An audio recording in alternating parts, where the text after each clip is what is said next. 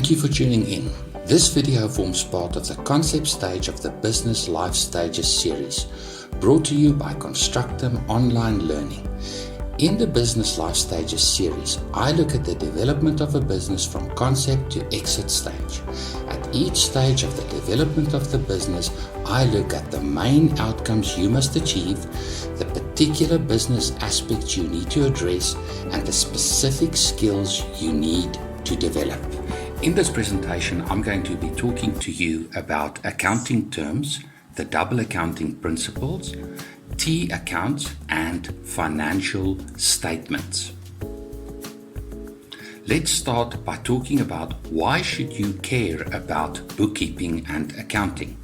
Well, first and foremost, bookkeeping is a legal requirement. You run a business, and as a business owner, you need to ensure that the business gives an account of all of its transactions. Then, you need to use your accounting as a dashboard. It's a dashboard with which you can manage the assets and liabilities and the cash flow of the business. If you understand accounting properly, then accounting really does become your best friend. At some point, you are going to want to apply for some form of financing, either for yourself as a director of a company, for something like purchasing a residential property or financing a vehicle, or for your business. And you are going to need to produce financial statements together with management accounts. You better understand how to read those financial statements and what financiers are going to look for in those financial statements if you are going to successfully secure financing for you and your business. Lastly, you look forward to one day realizing your investment in the business by selling the business, and for that you need to understand business valuations. You value a business by looking at its financial statements, and you need to have a clear and comprehensive understanding of how your potential buyers of your business might look at those financial statements. Let's now look at some accounting terms. Firstly, we have assets. What are assets? Well, an example of an asset might be a property, commercial property. It could be equipment. It could be a vehicle. It could be cash that you've got on hand. Even your debtors or your debtors book represents an asset in your business. If you've got assets, then on the other side, you've got liabilities. That's debts. So your overdraft, a creditor's book, so that's money you owe suppliers, or a commercial loan are all examples of liabilities. The next thing we want to look at is equity. What is equity? For that, you need to understand an accounting formula. The accounting formula says assets equals liabilities plus equity, or put differently, equity equals assets minus liabilities. So if you think about this, equity represents the value of the business. You've applied assets and you've got some liabilities. You deduct your liabilities from your assets, and what is left is the value that you've added to the business. It is your equity. Then we look at purchases. Purchases can sometimes also be referred to as cost of sales. These are costs that directly relate to sales. So you buy stock to sell. There's sales commissions on the sale of your products that you pay. There's other sales related costs like delivery costs or cost of importation or insurances on the stock that you move to customers. Those are all cost of sales. Then you get expenses. also called operational expenses. And these are expenses that do not relate directly to sales. So for instance, your telephone costs, your rental to the landlord, salaries of your staff, fuel. These expenses have to be paid regardless of whether or not you're making sales. Next, we look at understanding revenue. What is revenue? Revenue is also called gross sales profit, and it is sales minus cost of sales equals revenue. Sometimes they refer to this as sales revenue.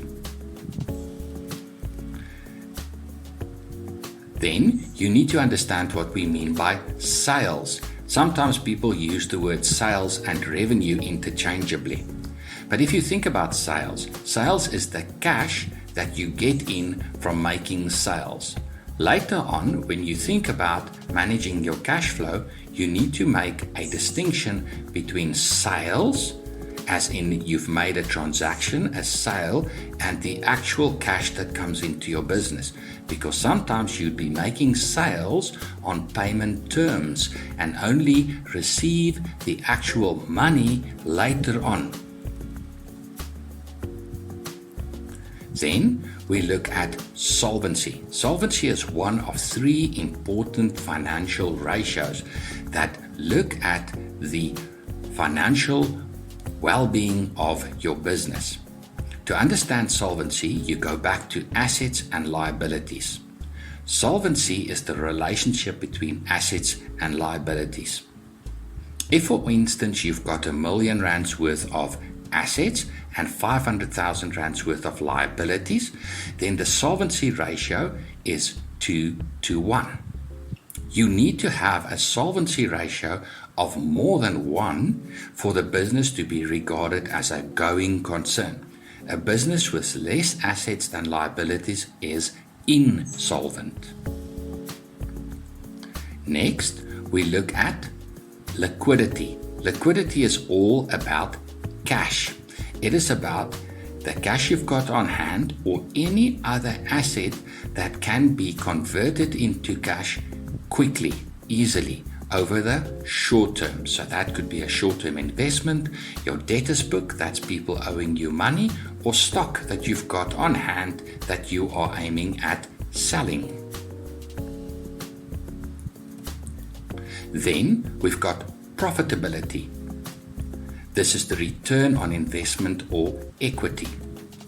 You invest capital in the business with which you buy assets to employ, to use those assets to produce a profit. Later on, we'll talk more about the percentage of profit that you gain from your business and if that represents an acceptable level of profitability or not. Now, we are going to look at the double accounting principle. The double accounting principle is the principle on which all accounting is based, and it consists of debits and credits. But before we get there, learn this acronym, pearls, like those things that women wear around their necks, pearls. Each of these means something different. P stands for purchases, E for expenses, A for assets, R for revenue, L for liabilities, but can also mean money leaving the business, you'll understand in a moment, and S for sales. Learn the word pearls. Now you need to get back to double accounting, debits and credits. Under debits, you have the P, E and A, purchases, expenses and assets. And under credits, you've got revenue, liabilities in sales. At this moment, you might think, what is this guy talking about? Well, you're going to understand in a moment when we look at financial transactions that you need to keep a record of in your books. For now, just learn pearls and understand that P, E and A is under debits and R, L and S is under credits. So let's look at some transactions. Let's say, for instance, capital is introduced in the business. So you, as the founder of the business, put money into the business.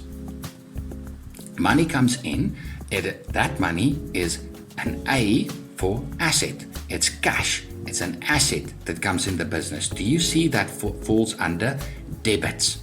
So you are going to debit an asset account when capital is introduced in the business.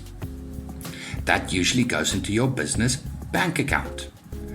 Now you need a credit for every debit. That's why it's called the double accounting principle. So if you've got A, that's your debit, what will be your credit? Well, it's a liability. Why is it a liability when money is introduced into the business? Because you, as the founder of the business, is making an investment in the business. The business owes you this money, so it's a liability. So do you see that you debit an A and you credit an L? That's the double accounting principle. So capital is owed to the owner of the business. Let's now look at another example.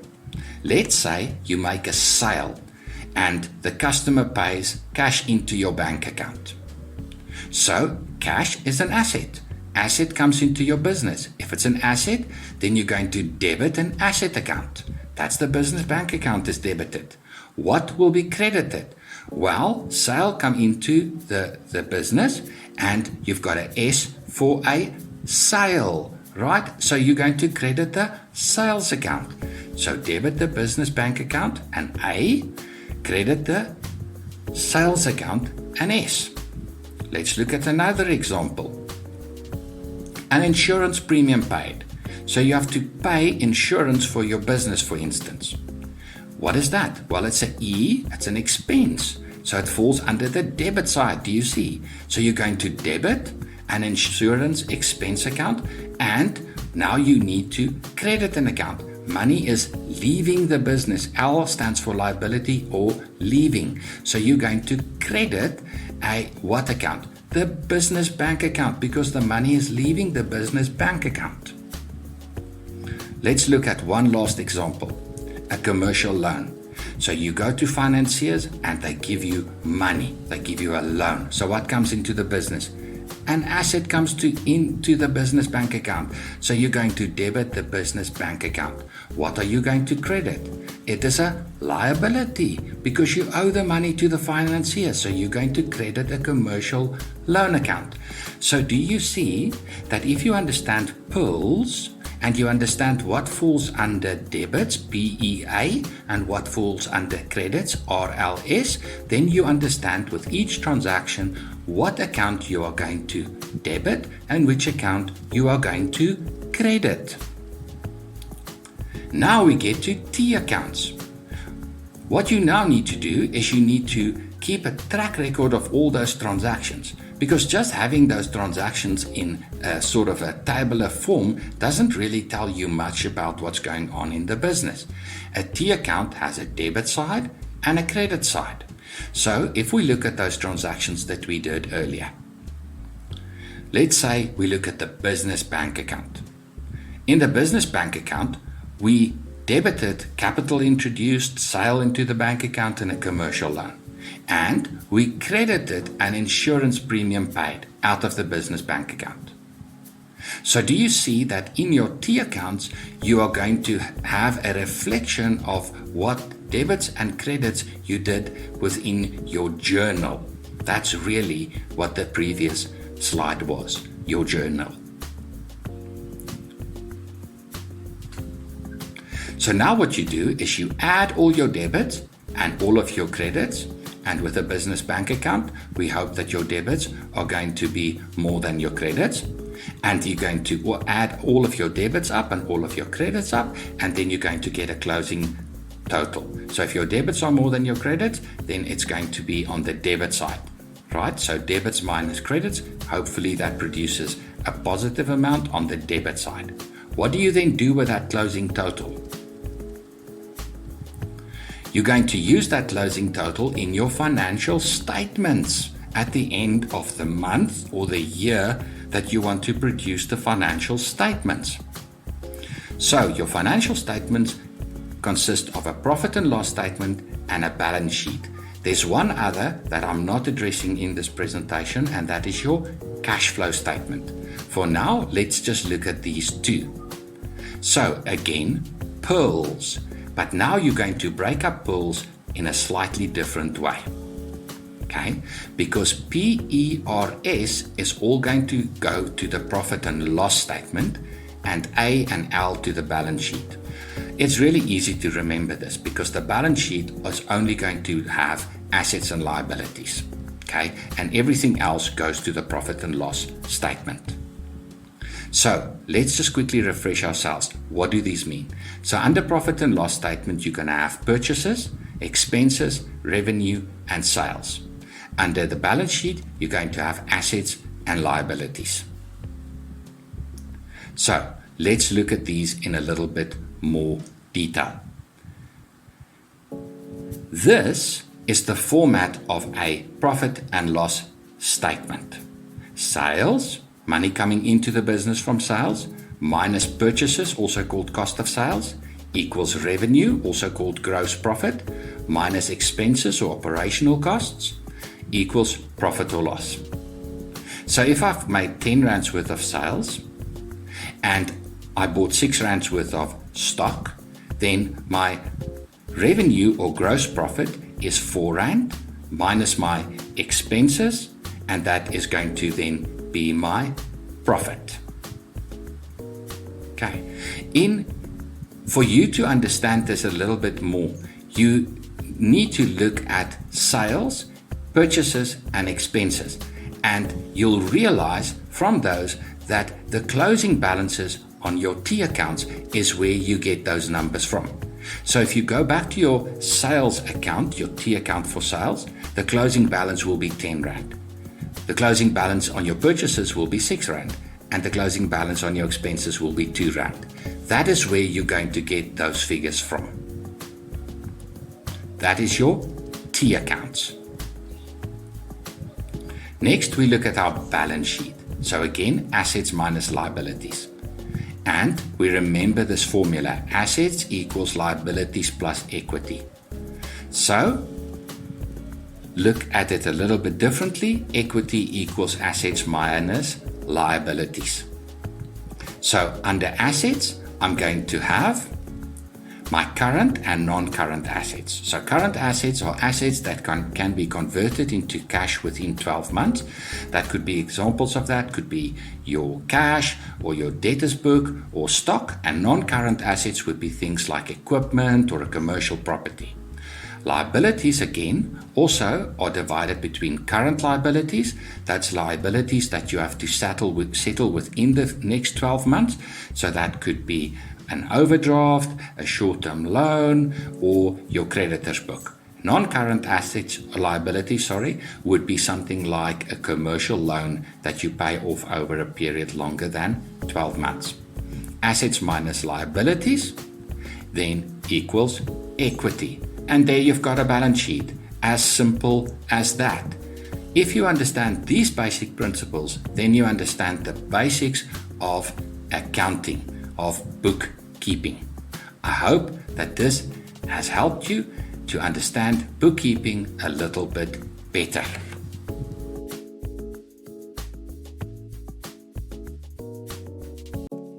Thank you for tuning in. If you enjoyed this video, please consider subscribing to the Constructum online learning platform and click the notifications bell so that you are informed of any new videos that I launch. If you are going ahead with launching your business, you may want to look out for my new video on incorporation. That is understanding what a company is and how to set up a private company for your business. Again, thank you for listening and good luck with your business.